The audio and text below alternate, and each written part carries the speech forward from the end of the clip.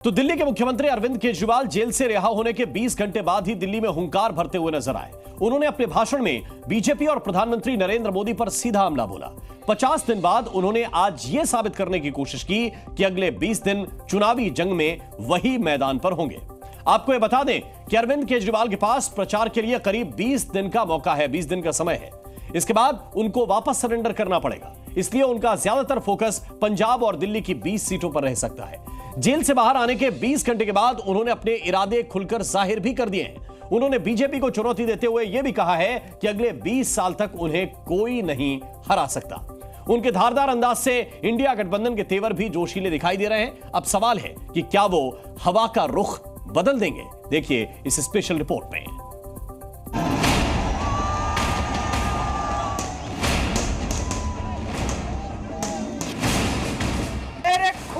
एक एक कतरा मेरे देश के लिए, मेरे शरीर का एक एक कतरा, मेरी जिंदगी का एक एक पल मेरे देश के लिए।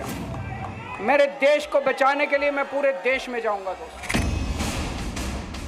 सुबह प्रभु का नाम लेकर अपनी रिहाई के करीब 20 घंटे बाद एक बार फिर दिल्ली के मुख्यमंत्री अरविंद केजरीवाल ने चुनाव मैदान में उतरते ही अपने इरादे साफ कर दिए।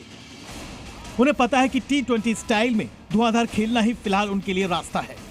एक जिताऊ पारी खेलने के इरादे से उन्होंने अपने चिर परिचित अंदाज में सीधा प्रहार प्रधानमंत्री मोदी पर किया। ये लोग इंडिया गठबंधन से पूछते हैं आपका प्रधानमंत्री कौन होगा। मैं बीजेपी से पूछता हूं आपका प्रधानमंत्री कौन होगा। बीजेपी के अंदर मोदी जी ने 2014 में मोदी जी ने खुद ने रूल बनाया था कि बीजेपी के अंदर जो भी 75 साल का होगा उसको रिटायर कर दिया जाएगा। वन नेशन वन लीडर ये चाहते हैं कि केजरीवाल ने पीएम मोदी पर वन नेशन वन लीडर के मिशन पर काम करने का आरोप लगाया ताकि देश में कोई और नेता नहीं रहे। केजरीवाल को चुनाव मैदान में देख इंडिया गठबंधन के नेता भी जोश में हैं। कहीं भी इस बार ये नहीं नजर आ रहा है कि मोदी और उनकी पार्टी आगे आने वाली है, जीतने वाली है। भारतीय जनता पार्टी इससे हताश हो चुकी है, निराश हो चुकी है। और जब आदमी हताश हो जाए, निराश हो जाए, तो स्वाभाविक तौर पे उसके पास शब्द नहीं होते हैं। सीएम तो 100 सीएम की कुर्सी देश के नाम कुर्बान है। केजरीवाल ने सीएम पद पर बने रहने का बचाव करते हुए बीजेपी के खिलाफ ताबड़तोड़ हमले बोले। जवाब में बीजेपी भी पूरी ताकत के साथ केजरीवाल के खिलाफ फील्डिंग कर रही है। मोदी जी 75 साल के हो जाए, इससे आपको आनंदित होने की जरूरत नहीं है। ये भारतीय जनता पार्टी के संविधान में कहीं नहीं लिखा है। मोदी जी ही ये टर्म पूरी करेंगे और मोदी जी ही आगे देश का नेतृत्व करते रहेंगे। इसमें भारतीय जनता पार्टी में कोई कंफ्यूजन नहीं है। ये कंफ्यूजन खड़ा करना है। 20 साल आगे की बात की है और 10 साल में उनके हालात क्या हो गए। 10 साल में आप इतने बदल गए, 20 साल बाद आपका अस्तित्व भी होगा या नहीं? अगर होगा तो किस रंग रूप में होगा, किस साज सज्जा में होगा, उसकी तो कोई गारंटी नहीं। आपको बताते हैं कि केजरीवाल हर बॉल पर क्यों छक्का मारना चाहते हैं। दरअसल केजरीवाल शुरुआती 3 दौर में सीधे चुनाव मैदान में नहीं उतर पाए थे। उस दौरान पहले चरण के असम में दोनों सीटों पर चुनाव प्रचार नहीं कर सके थे, जबकि तीसरे चरण में भी 2 सीटों पर वो आम आदमी पार्टी के लिए चुनाव प्रचार करने से चूक गए। अब उनका ध्यान 22 में से बाकी 18 सीटों पर टिका हुआ है। दूसरी ओर तीसरे चरण में अब तक 285 सीटों पर वोटिंग हो चुकी है, यानी अब अगले 4 चरणों में 259 सीटों के लिए ही उनके पास खेलने का मौका है। केजरीवाल के चुनाव मैदान में आने से हेमंत सोरेन की पत्नी को भी उम्मीद बंधी है। हेमंत सोरेन को जबकि चुनावी मंच से हेमंत सोरेन के पक्ष में केजरीवाल बल्लेबाजी करते दिखे। ये उम्मीद भी है कि हमारे हेमंत सोरेन जी के साथ भी जल्दी से जल्दी ये खुशखबरी आए कि वो हमारे कैंपेनिंग में, झारखंड में कैंपेनिंग में और यहाँ पर में अपना सहयोग प्रदान कर सके। तो हम लोग बस उसी दिन का इंतजार कर रहे हैं। Thank you. हेमंत सोरेन साहब को भी इस्तीफा नहीं देना चाहिए था, जेल से सरकार चलानी चाहिए। देखना यह है कि क्या केजरीवाल अकेले दम पर पूरे विपक्ष के लिए तारणहार साबित होंगे। ब्यूरो रिपोर्ट, जी मीडिया। विपक्ष के नेताओं ने जुबानी बम से पाकिस्तान के एटम बम का डर दिखाया, तो आज एक खास मौके पर प्रधानमंत्री नरेंद्र मोदी ने खुले मंच से इंडिया गठबंधन के नेताओं पर जमकर जुबानी बम वर्षा की। उन्होंने पोखरण परमाणु टेस्ट की याद दिलाते हुए यह साफ कर दिया कि यह आज का भारत है। क्यों पीएम मोदी ने भाषण के दौरान पोखरण परमाणु टेस्ट की याद दिलाई, वो भी आप समझिए। वो भी चूड़ियां पहने हुए नहीं, उनके पास भी एटम बम है, ये याद रखिएगा। अब तो वो बम बेचने के लिए निकले हैं, कोई खरीदने वाला मिल जाए। INDIA गठबंधन की ओर से बयानों का एटम बम फूटा, तो आज एक ही बारी में प्रधानमंत्री नरेंद्र मोदी ने पाकिस्तान के एटम बम का डर दिखाने वालों को खुलकर जवाब दिया है। ये जो पाकिस्तान के बम बम बम की बातें करते हैं ना, आज तो पाकिस्तान का हालात ये है कि बम को संभालना कहां, वो भी उसके बस का रोग नहीं है। अब तो वो बम बेचने के लिए निकले हैं, कोई खरीदने वाला मिल जाए। और लोगों को मालूम है क्वालिटी में दम नहीं है, वो माल भी बिकता नहीं है। इससे पहले INDIA गठबंधन से पाकिस्तान के एटम बम की याद फारूक अब्दुल्ला ने दिलाई थी। ये भी याद रखे, वो भी चूड़ियां पहने हुए नहीं, ये याद रखिएगा। उनके पास भी एटम बम है, ये याद रखिएगा। और अफसोस यह है कि वो एटम बम हमारे ऊपर ही गिरे। और फिर बयान बहादुर कांग्रेसी नेता मणिशंकर अय्यर ने पाकिस्तान की इज्जत करने की सलाह देते हुए कहा था कि पाकिस्तान के पास परमाणु बम है। अगर भारत ने उनसे बात की, उन्हें इज्जत दी, तो पाकिस्तान अपने परमाणु बम के बारे में नहीं सोचेगा। अगर पाकिस्तान ने बम फोड़ दिया तो क्या होगा? विपक्ष के सेल्फ गोल करने की आदत को भांपते हुए पीएम मोदी ने पोखरण की याद ताजा कराते हुए पूरे विपक्ष को लपेट लिया। 26 साल पहले आज के दिन अटल बिहारी वाजपेयी जी ने, उनकी सरकार ने पोखरण में परमाणु परीक्षण किया था। जब भारत ने दुनिया को अपने सामर्थ्य का परिचय करवाया था। जुबानी जंग के बीच अब पूरा विपक्ष अपने अलग अलग दावे कर रहा है, जिसके मुताबिक बीजेपी के दोबारा सत्ता में न आने के दावे किए जा रहे हैं। इनकी 220 से 230 के बीच में सीट आ रही है, उससे ज्यादा सीट नहीं आ रही। ये 180 से आगे नहीं जा रहे। इसके जवाब में पीएम मोदी ने ओडिशा की चुनावी सभा में कांग्रेस को लेकर 50 सीटों में ही सिमट जाने का दावा किया। 4 जून को आप देखेंगे वो 50 से नीचे सिमटने वाले हैं। सियासी संग्राम के बीच आज देश के लिए गर्व का दिन भी है, जब पोखरण में परमाणु बम के परीक्षण ने देश को दुनिया की उभरती ताकत के तौर पर पेश किया था। फिलहाल आज चौथे फेज का चुनाव प्रचार थम जाएगा, लेकिन चुनावी जंग में जुबानी बम तो फूटते रहेंगे। ब्यूरो रिपोर्ट, जी मीडिया। और आइए अब आपको 26 साल पहले हुए पोखरण टेस्ट की याद दिला देते हैं, जिसने देश की शक्ति को कई गुना बढ़ा दिया था। आज परमाणु टेस्ट को 26 साल पूरे हो गए। यह 26 साल पहले यह घटना हुई थी। इस दौरान तब 3 विस्फोट किए गए थे और अमेरिका समेत पूरी दुनिया हैरान रह गई थी। भारत की ताकत बढ़ती देखकर सब चौंक गए थे, सारे देश चौंक गए थे।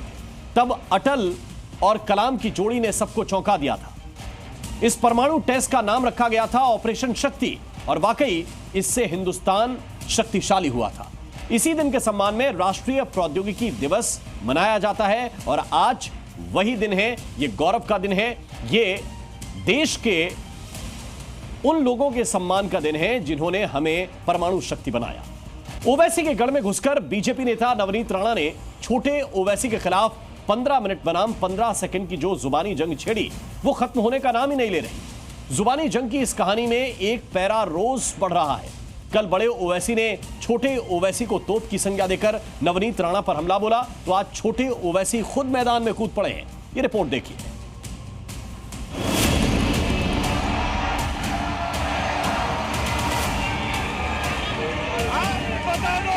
तुमको मालूम ही क्या है छोटा, क्या है नहीं मालूम तुमको। तोप है वो,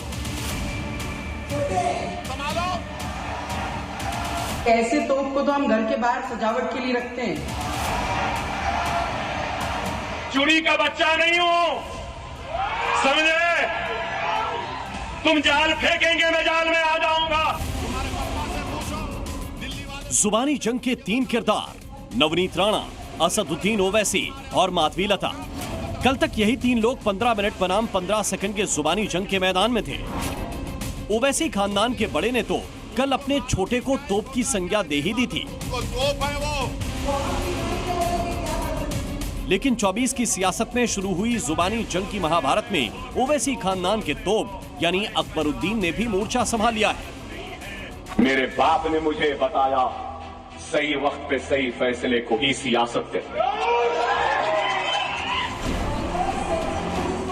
बीजेपी नेता नवनीत राणा को जुबानी जवाब देने के चक्कर में असदुद्दीन ओवैसी ने अपने छोटे को तोप की संज्ञा दी थी, लेकिन आज ओवैसी खानदान के छोटे ने तोप के मुकाबले खुद को किससे बैलेंस किया वो भी सुन लीजिए। मैं कहता था ना, सालार भी कहते थे, मैं पहले भी कहता था, अरे चुड़ी का बच्चा नहीं हूं, समझे? तुमको मालूम ही क्या है? बड़े ने छोटे को तोप बनाया, तोप है वो, तो छोटे ने खुद को चिड़ी का बच्चा होने से इनकार कर दिया। चुड़ी का बच्चा नहीं हूं, और साफ किया कि वो इसलिए जवाब नहीं दे रहे हैं। तुम जाल फेंकेंगे मैं जाल में आ जाऊंगा। कल असदुद्दीन ओवैसी ने भी ये साफ किया था कि वो सिर्फ उन्हीं की सुनता है, उन्हीं से रुकता है। तो नवनीत राणा ने क्या जवाब दिया था वो भी सुन लीजिए। तुमको मालूम ही क्या है छोटा, क्या है नहीं मालूम तुमको, तोप है वो, बोर बच्चा है, सालार का बेटा है। बहुत मुश्किल से समझा के बिठाना पड़ता उनको, बहुत मुश्किल से, और उनको समझाने वाले का नाम असदुद्दीन ओवैसी है, किसके बाप को नहीं सुनने वाला है छोटा। कि ऐसे तोप को तो हम घर के बाहर सजावट के लिए रखते हैं। बड़ा कहता है कि छोटा हमारा खूंखार है, अरे ऐसे खूंखार हम घर में पालते हैं। समझा के बिठाना पड़ता उनको। सियासी जंग कब कड़क जुबानी जंग बन गई पता ही नहीं चला, लेकिन जब बात तोप और सालार जैसे शब्दों से उठकर चिड़ी के बच्चे तक पहुंच गई है और छोटे ओवैसी ने जुबानी जंग में एंट्री मार दी है, तो क्या असदुद्दीन ओवैसी ने छोटे को अब खुली छूट दी है सियासी मैदान से जुबानी मैदान में कूदने के लिए? नहीं, मैं जाल में आने वाला नहीं हूं। हैदराबाद सीट पर मैदान में असदुद्दीन ओवैसी के खिलाफ माधवी लता हैं, लेकिन ऐसा लगता है जंग नवनीत राणा और ओवैसी भाइयों के बीच हो रही है। जुबानी जंग की कसर को पूरा करने के लिए माधवी लता ओवैसी खानदान के तोप और शेर की शिकायत की भी चेतावनी दे चुकी हैं।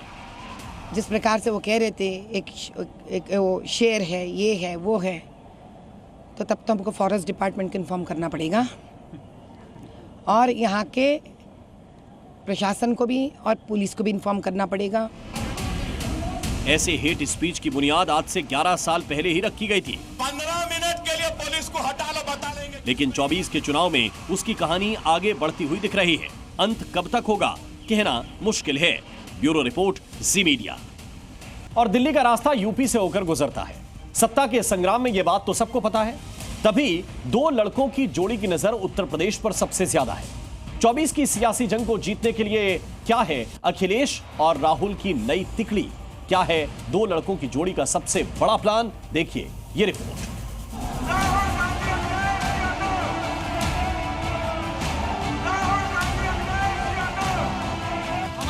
राहुल गांधी के इस कॉन्फिडेंस के मायने क्या हैं? क्या वाकई उत्तर प्रदेश में अखिलेश राहुल की जोड़ी 24 के चुनाव में बड़ा कमाल करने वाली है? क्या वाकई उत्तर प्रदेश में 2 लड़कों की जोड़ी का दम दिखने वाला है? यूपी में अखिलेश की नई रणनीति क्या है? क्या एमवाई के मोह से बाहर निकले अखिलेश?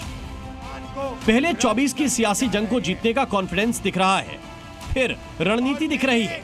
जी हां, मुस्लिम और यादव समीकरण के जरिए उत्तर प्रदेश की सत्ता के टॉप पर पहुंचने वाली समाजवादी पार्टी ने बदले राजनीतिक हालात को देखते हुए अपनी रणनीति बदल ली है।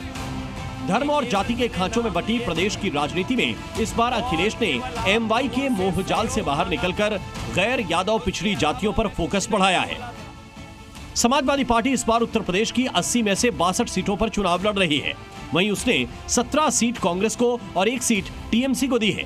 अखिलेश ने इन 62 में से 61 सीटों पर अपने उम्मीदवार घोषित कर दिए हैं। वहीं रॉबर्ट्सगंज सीट पर पार्टी ने अभी प्रत्याशी का ऐलान नहीं किया है।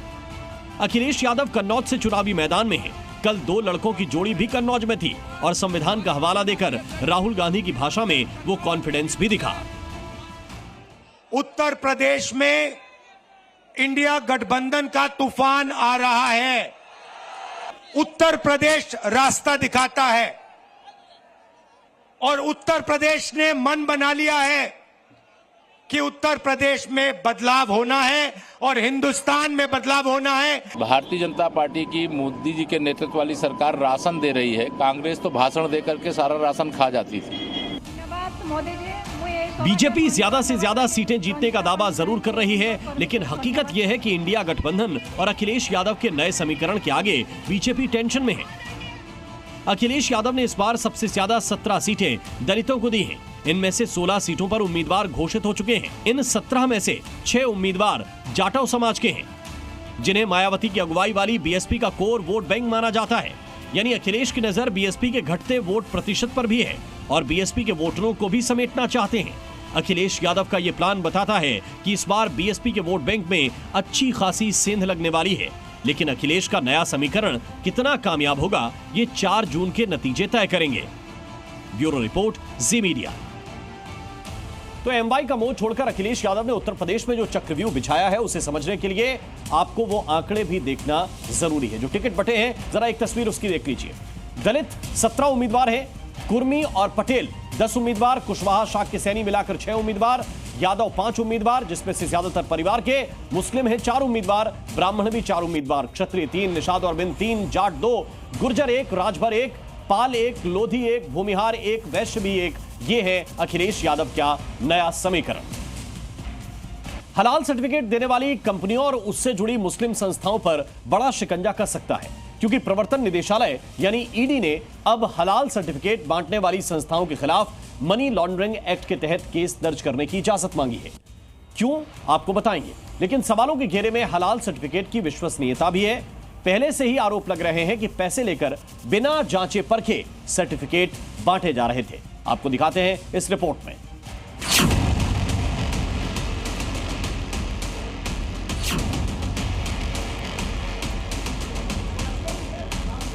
पहले एसटीएफ के घेरे में हलाल सर्टिफिकेशन और अब ईडी का कसता शिकंजा।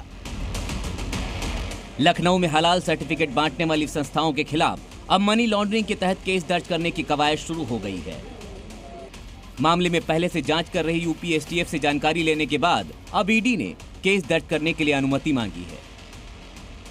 इस केस में ईडी की एंट्री क्यों हुई, अब वो समझिए। सूत्रों के मुताबिक जांच में हलाल सर्टिफिकेट बांटने से होने वाली कमाई को कई कंपनियों में डाइवर्ट किया गया, जिनमें से कई कंपनियों के शेल कंपनियों के होने की आशंका है। इस मामले में जमीयत उलेमा हिंद के मौलाना महमूद मसद अदनी एसटीएफ के सवालों का सही जवाब नहीं दे पाए, लिहाजा अब ईडी इस मामले में मनी लॉन्ड्रिंग के तहत जांच करना चाहती है। हलाल सर्टिफिकेशन में फर्जीवाड़े की खबरों के बाद हलाल सर्टिफिकेट देने वाली संस्था हलाल काउंसिल ऑफ इंडिया के 4 लोगों को मुंबई से गिरफ्तार किया गया था। उन्होंने पूछताछ में मौलाना महमूद असद मदनी का नाम लिया था। इसी के बाद से मौलाना महमूद असद मदनी से एसटीएफ 2 बार पूछताछ कर चुकी है। सूत्रों के मुताबिक मौलाना एसटीएफ के सवालों के सही जवाब नहीं दे पाए। मसलन हलाल सर्टिफिकेट के लिए 10,000 की फीस और हर प्रोडक्ट के लिए 1,000 रुपए क्यों लिए जाते थे? जो तथ्य बताए गए थे, मौलाना का बयान उनसे मैच नहीं करता। प्रमाण पत्र की वैधता पर सवाल पूछे गए, मौलाना मदनी उस पर सही तर्क नहीं रख पाए। मुंबई दफ्तर के बारे में भी मौलाना महमूद मदनी के बयान सही नहीं पाए गए। हलाल सर्टिफिकेट की कमाई को लेकर किए गए दावे महमूद मदनी के बयान से मेल नहीं खाते। खाली सिर्फ कागज का एक टुकड़ा हलाल लिख करके दे देने से वो नाजायज चीज हलाल नहीं हो सकती। तो ये लोग शरयत एतबार से गलत कर रहे थे, शरीयत के ये दायरे में मुजरिम हैं। हलाल सर्टिफिकेट देने के लिए देश में 4 संस्थाएं हैं। इन चारों में से कोई भी रजिस्टर्ड नहीं है। आरोप है कि सर्टिफिकेट जारी करने से पहले कोई भी जांच नहीं की जाती है। आरोप है कि हलाल सर्टिफिकेट देकर अवैध वसूली की जा रही है। रेस्टोरेंट की डिशेज को हलाल सर्टिफिकेट देते थे, जबकि उस पर संस्था का कोई नियंत्रण नहीं था। ये भी आरोप है। जाहिर तौर पर मामले में ईडी की एंट्री के बाद हलाल सर्टिफिकेट देने वाली संस्थाओं की मुसीबत बढ़ गई है। मौलाना मदनी लगातार अपने बयान को बदलते हुए नजर आ रहे हैं। क्या आगे सही बयान देते हैं या एसटीएफ उनसे कौन सा बयान आगे उगलवाने में कामयाब होती है, ये देखने वाली बात होगी। एसटीएफ की जांच जारी है। इस पूरे केस में खुलासे के बाद पिछले साल 23 नवंबर को लखनऊ की हजरतगंज कोतवाली में केस दर्ज हुआ था। ब्यूरो रिपोर्ट, जी मीडिया। अजमेर दरगाह के पास 2.5 दिन का झोपड़ा विवादों में घिरता दिख रहा है। जैन समाज से जुड़े संत का दावा है कि यहां पहले जैन मंदिर था। दावा है कि 2.5 दिन के झोपड़े की कलाकृतियां भी इस बात के सबूत देती हैं। जबकि मुस्लिम पक्ष ने जैन समाज से मुनि का विरोध करते हुए विवाद को आगे बढ़ा दिया है। क्या है यह पूरा मामला, दिखाते हैं आपको एक खास रिपोर्ट में।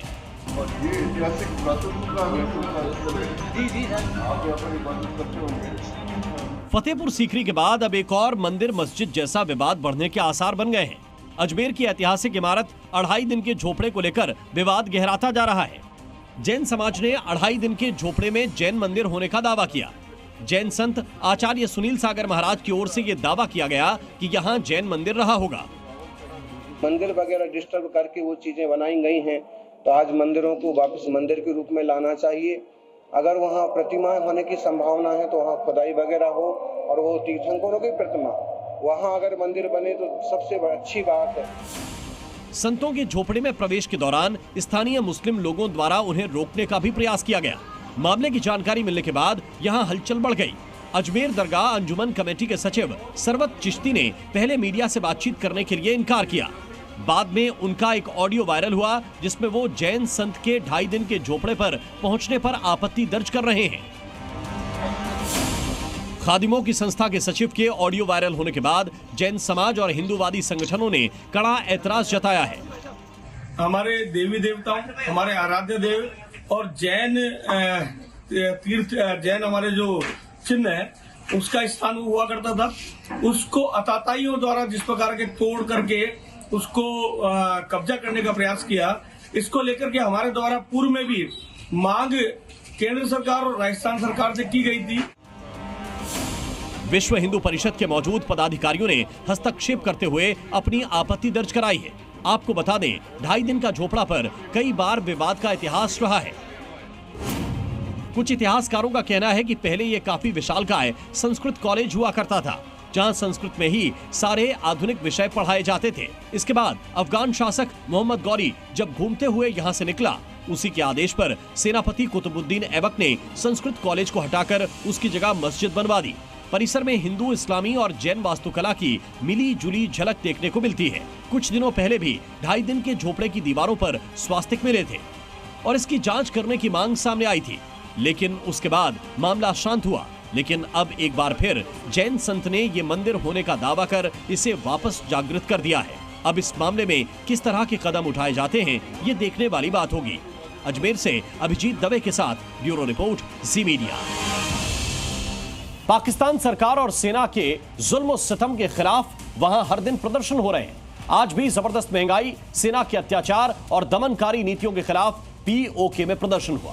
ये प्रदर्शन तब से और ज्यादा बढ़ गए हैं जब से भारत सरकार की तरफ से उन्हें भरोसा मिल रहा है कि आज नहीं तो कल पीओके वापस लौटकर अपने घर में यानी भारत में आ जाएगा। आज गृह मंत्री अमित शाह ने भी खुले मन से सारी दुनिया को संदेश दिया कि पीओके पर भारत अपना अधिकार कभी नहीं छोड़ेगा। एक तरफ पीओके में यलगार, इस रियासत को बचाओ, अपनी शनाख्त को बचाओ। एक रियासत दो कानून, एक रियासत दो कानून। और दूसरी तरफ भारत सरकार तैयार। पाक ऑक्यूपाई कश्मीर भारत का हिस्सा। पीओके धधक रहा है। पाकिस्तान सरकार के आतंक और अत्याचार से झुलस रहा है। कुछ इस तरह से पीओके में पाकिस्तानी सेना अवाम पर जुल्म ढा रही है और प्रदर्शन की ये तस्वीरें कह रही हैं कि बस बहुत हुआ, अब जुल्म और नहीं सहेंगे। हमारे ऊपर जो मर्जी तुमने टैग लगाने लगा लो, अगर हमारा रब हमारे साथ है ना, तुम कुछ नहीं कर सकते। शहबाज सरकार के खिलाफ सड़कों पर उतरी ये भीड़ पीओके के मीरपुर के ददियाल इलाके के लोगों की है। बढ़ती महंगाई और बेइंतहा टैक्स, गरीबी और भुखमरी के खिलाफ अब इन लोगों का गुस्सा फूट पड़ा है। ये प्रदर्शनकारी संयुक्त अवामी एक्शन कमेटी की अगुवाई में मुजफ्फराबाद जाने का प्रयास कर रहे थे, लेकिन सरकार इस प्रदर्शन को रोकने के लिए दमनकारी नीति पर उतर आई है। हजारों की तादाद में सेना के जवानों को इनकी आवाज दबाने के लिए पीओके में उतार दिया गया है। 70 से ज्यादा प्रदर्शनकारियों को गिरफ्तार किया गया है और इलाके में धारा 144 लगा दी गई है ताकि लोग घरों से बाहर ना निकलें। लेकिन अब सब्र की सारी सीमाएं लांघकर दर्द बाहर निकल पड़ा है। इस दर्द से निजात पाने की उम्मीदें इन्हें लगातार भारत से मिलती रही हैं और आज भी देश के गृह मंत्री अमित शाह ने साफ कर दिया कि पीओके पर भारत अपना अधिकार हमेशा कायम रखेगा, कभी नहीं छोड़ेगा। हम कभी भी पाक ऑक्यूपाई कश्मीर पर से हमारा अधिकार जाने नहीं देंगे। पाक ऑक्यूपाई कश्मीर भारत का हिस्सा है। इससे पहले रक्षा मंत्री राजनाथ सिंह और विदेश मंत्री एस जयशंकर भी पीओके को लेकर वहां की जनता तक अपना संदेश पहुंचा चुके हैं कि आज नहीं तो कल पीओके फिर से भारत में मिलेगा। और यही उम्मीद इन्हें आज सड़कों पर उतार रही है कि आज नहीं तो कल ये भारत के जम्मू कश्मीर का हिस्सा बनेंगे। ब्यूरो रिपोर्ट, जी मीडिया।